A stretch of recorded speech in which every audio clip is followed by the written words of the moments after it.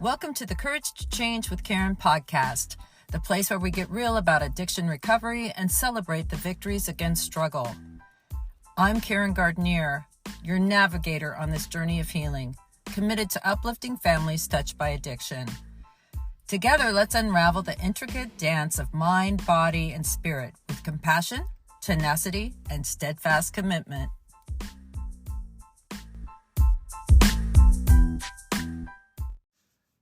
Do me all a favor, would you? Would you please subscribe to this podcast? It sure helps get the message out to everyone else. And if on the platform you're listening to, if they give you a chance to review it, hit a good review as well for me, would you? Thanks. Welcome to Courage to Change with Karen. Podcast number 10. I'm pretty excited. 10th podcast. I'm actually recording outside right now, so you might hear some birds chirping or some airplanes, and I think it'll add to your experience. It's beautiful here in Palm Springs today, and I wanted to be outside, so I am outside getting ready to read February 20th reading, which is on page 51 of the Courage to Change, One Day at a Time in Al-Anon book. It's like a little meditation book. If you're new to this podcast, what I do is I just pick the most relevant reading from the last week or two and read it on here, and then I talk about it. I want to thank you all for being here. If you're enjoying this podcast, I'd like you to subscribe, as I mentioned before, and tell your friends. Make sure that this gets to people that might need some support. I'm going to read February 20th right now, and let's talk about it. One of the first things I heard in Al-Anon was that we didn't have to accept unacceptable behavior. This idea helped me to see that I need not tolerate violence or abuse, and that I had choices I hadn't even recognized before. I set some limits not to control others, but to offer myself guidelines so that I would know what and was not acceptable and what to do about it. A few years later, I was congratulating myself on how I no longer had such problems, when suddenly I realized that there was still one person from whom I regularly accepted unacceptable behavior, me. I was continually berating myself and blaming myself when things went wrong. I never gave myself credit for my efforts. I told myself I was homely, thoughtless, lazy, and stupid. I would never say these things to a friend. I realized that until I started treating myself like a valued friend, I would be standing in the way of my own recovery. Today's reminder, I have been affected by a disease of attitudes. When I treat myself with love and approval, I know that I am recovering. And then there's a little quote. It says, "Let one therefore keep the mind pure, for what a man thinks he becomes." If you have followed me for some time now, you know I talk a lot about this. Garbage in, garbage out. One of the first things when I work with people, God, there's so much I want to say about this, so bear with me. I'm just going to break it down. First thing I say to someone when I'm working with them is what are you watching? What's on your TV? How long is your TV on every day? What are you listening to in the car? Who are the 5 people around you that you spend the most time with? That is a lot of what's going on through your head. What are you reading right now? These are the kinds of things that I think are very unconscious ways to live, is just, not understanding that what you think about is really what you become. It becomes your reality. I'm very careful about what I listen to. I don't listen to the news anymore. I'm very sensitive. I'm an empath. I can go down for a couple days over something I hear about on the news. I don't listen to the news. If there's something I need to know, I'm usually told. But otherwise, I can't take it. I mean, my sensory perception just can't handle that kind of negative information all the time. I'm pretty particular, and when I get in the car, I don't listen just random music either. I don't turn on a station because I don't know what song's going to come on. There's songs that can just put me in a puddle. And because it was a relationship, it reminds me of my mother or whatever. And, I try to, there's a time and place for that, but that is not usually in my day-to-day life. I listen to podcasts. I listen to a lot of YouTube speakers. I do Audible, where I listen to books on tape. I'm pretty selective about what I put in my head. About the 5 people you spend the most time with, I believe that's true. The mind is like a garden, and you're planting seeds all the time.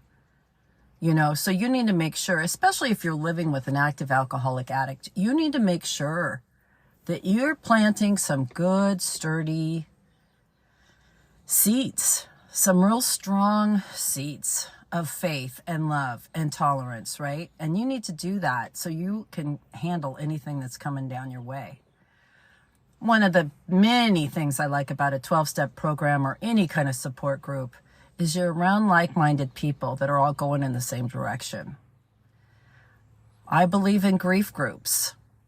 I believe in AA. I believe in NA. I believe in GA. I believe in any kind of program where people get together. Churches where people get together and they're all trying to move in the same direction. Not all churches, but the majority of churches. I believe that there's strength in numbers. You don't have to do this alone. Now, to get back to the reading, the first part is the part I really thought they kind of brushed over. It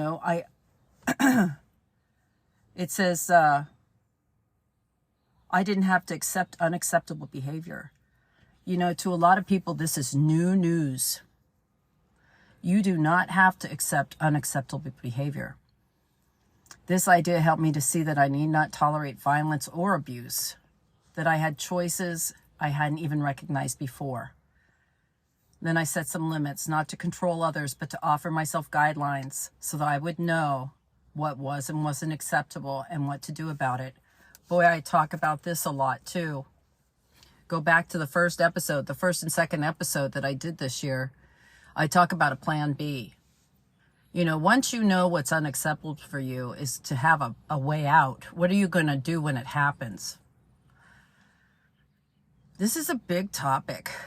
God, I have learned in the last few years, maybe this last decade, that I don't have to tolerate anything. And I don't have to explain it either.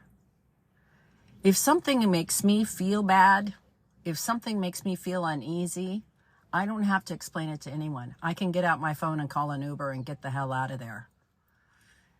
Last year I had someone that flipped out on me and started screaming at me in my face, just screaming at me and saying terrible things. And at first I wanted to scream back and, get into it and defend myself. And I had a moment of clarity where almost like an out-of-body experience, where I was standing there and all of a sudden I could observe the situation. I say that a lot, get off the stage and watch the show. And I did in that moment. And I kind of observed me standing there and this person losing their mind. Thought they were going to hit me, so I moved behind a table. This wasn't a relationship or anything. This was in a public situation. And I stepped behind the table so they'd have a little more distance to get to me if they were going to hit me. And I stood there and I watched. I thought, this has nothing to do with me. This is nothing to do with me. And I don't want to do it. I'm not dealing with it. I'm not listening to it. I don't need to hear this. They need to work out their issues on their own, playing field, not mine.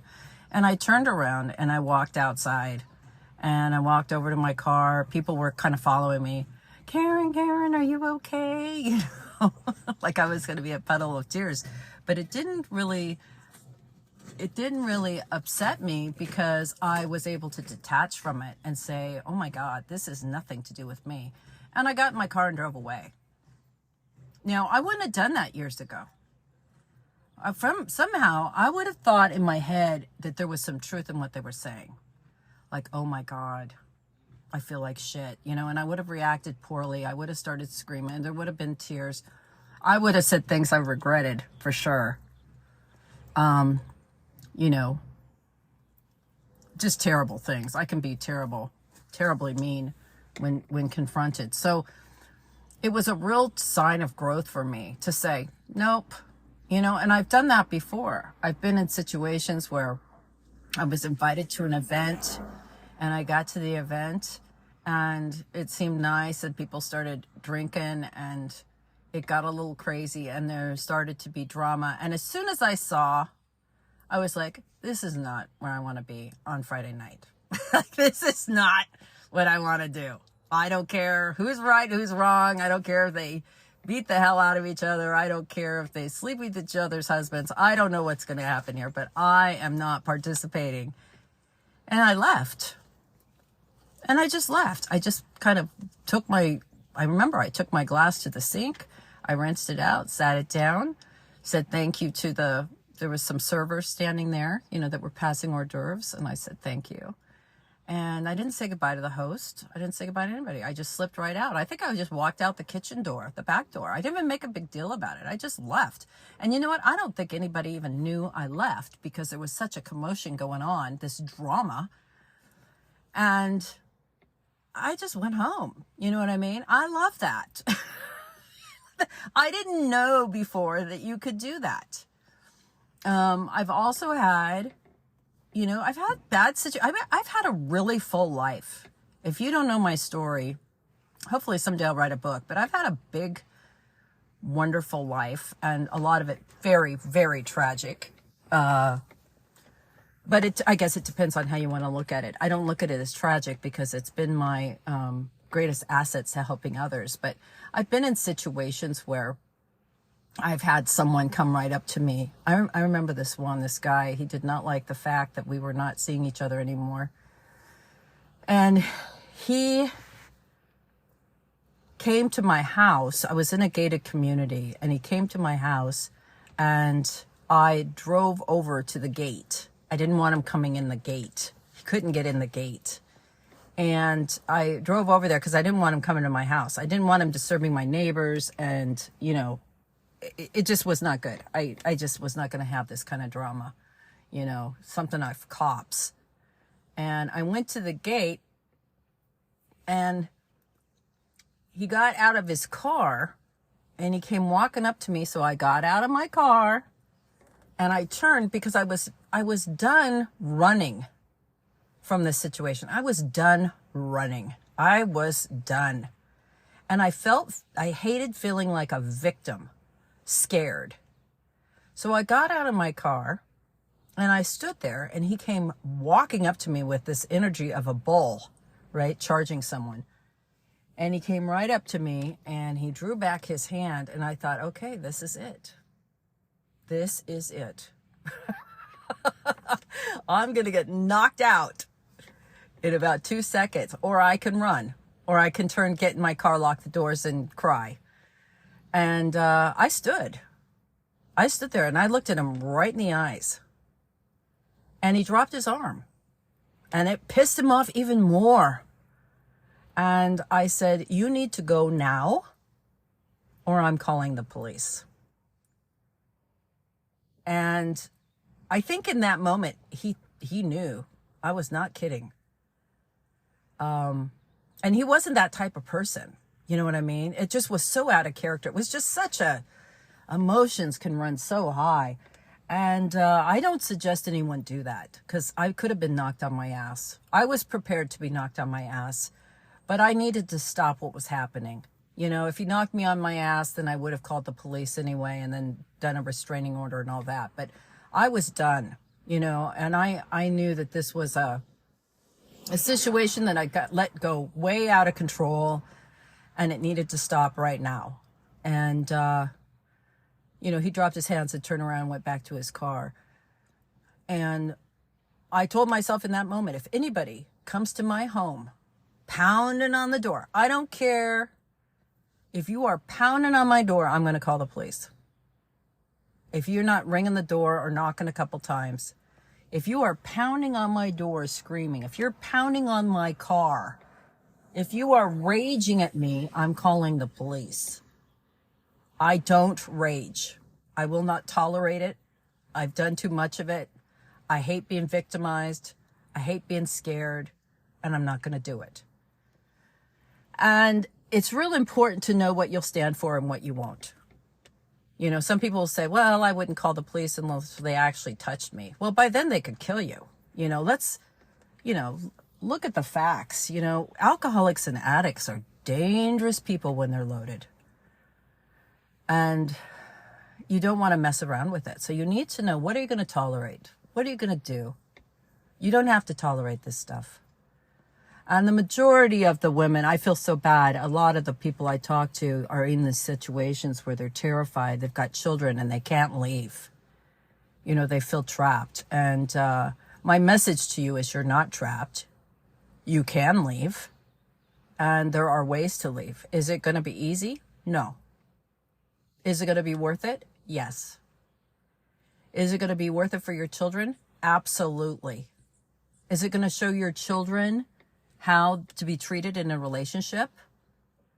What to tolerate, what not to tolerate? What's acceptable, what's unacceptable? Absolutely. So you need to find that first part. You need to know right off the bat. And if you don't know, hang out with me. Because I have some information coming out soon. It's going to be in a post, an informational post, but it's going to have step-by-step action steps for people, men or women, or children that are stuck in a toxic, dangerous situation with no money and they cannot leave.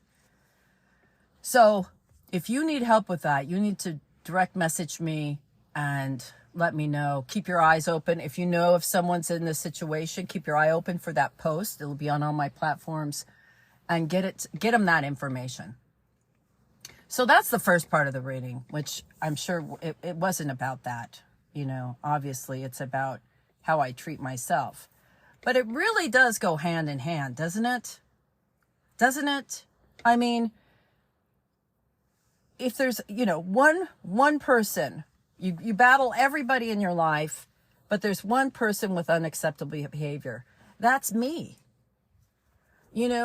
That's me while I'm tolerating someone else's bad behavior. I did a meditation a while ago with this guy, and he, the meditation was, you went back to your childhood and you saw yourself as like a 6-year-old. And, you told yourself, I'm going to take care of you. I'm not going to let anybody hurt you. Everything's going to be okay. And it was a really moving experience. And it wasn't like hypnotherapy or anything. It was just a visual where I realized, I got to take care of myself. I got to make sure no one's treating me bad, but I don't want to treat me bad. And I am the worst person on myself. I have put expectations on myself that are frickin' ridiculous. And, who's holding the whipping chair here?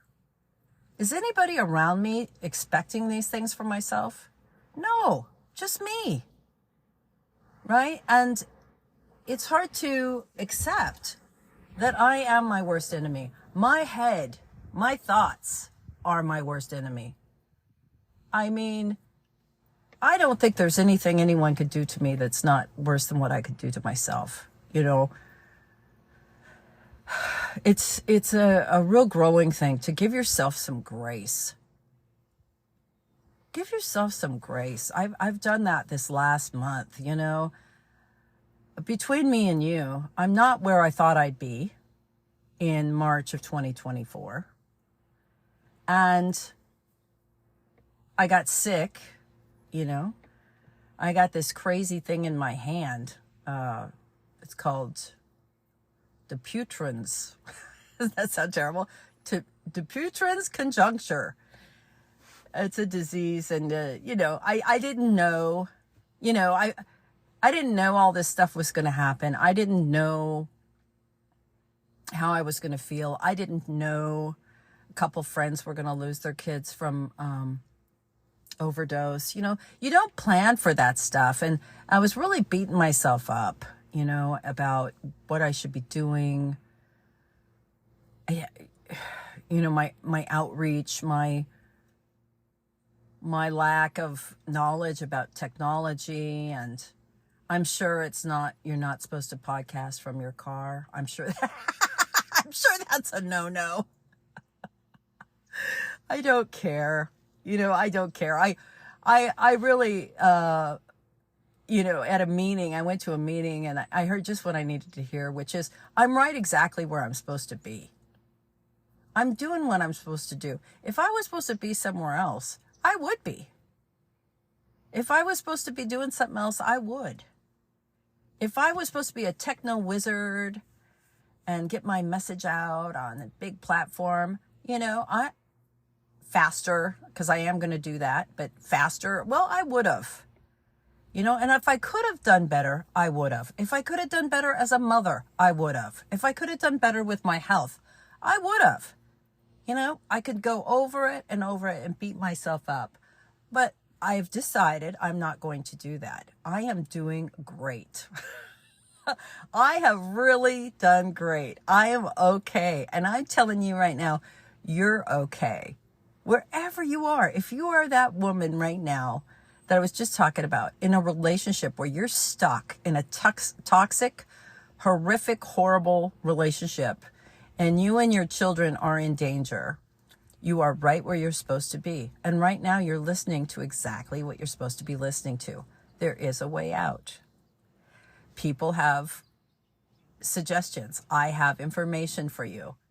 You can start making these moves. And what happens is, in life, no matter what the lesson is you're trying to learn, you want it like right now, right?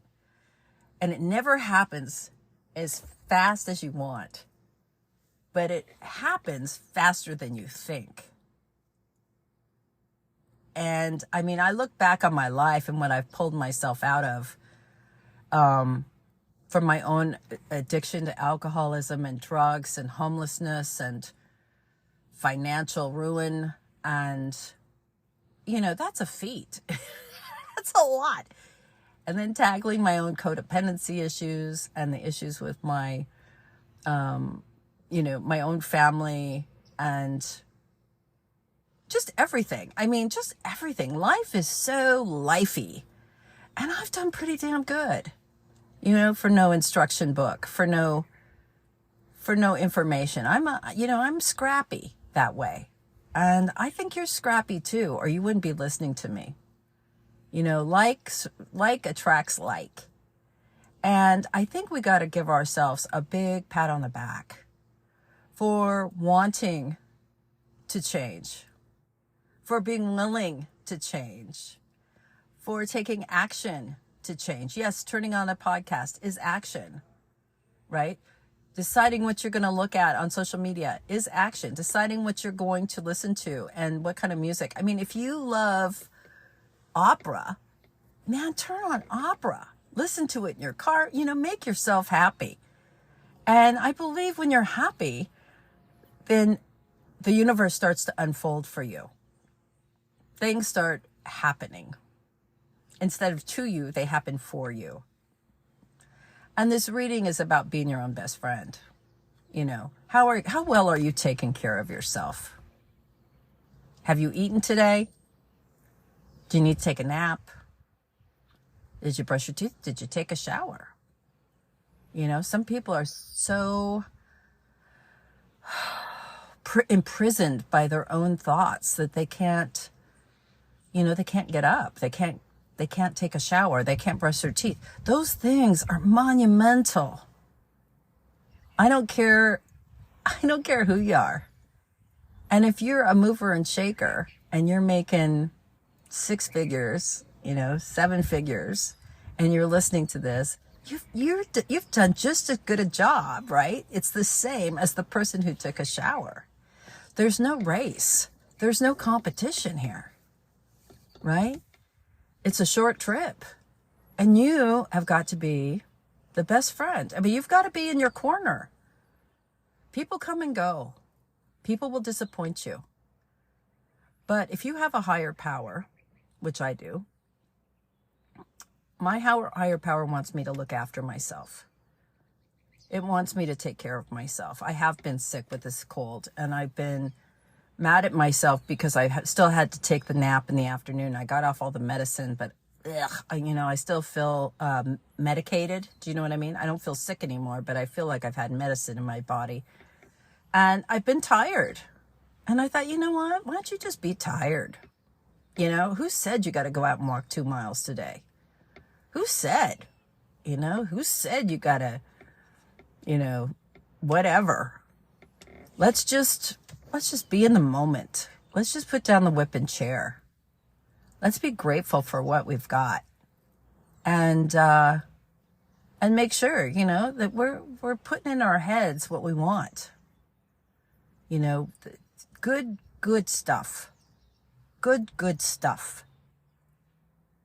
Love yourself. So hard to do. But if you don't do it, who's going to do it? Right? Who is going to do it? So that's my big hit on the reading. I know it didn't sound like when you read that with me, you probably didn't think I was going to go this direction, but I think it all stems down to self-care. What will you tolerate from others and yourself? Take a look at that. And, I'm going to be working with some people in April. The cart has not opened on that yet. But if you are interested in working with me for 6 weeks, I'm going to share with you everything I know about alcoholism, addiction, and codependency. Everything.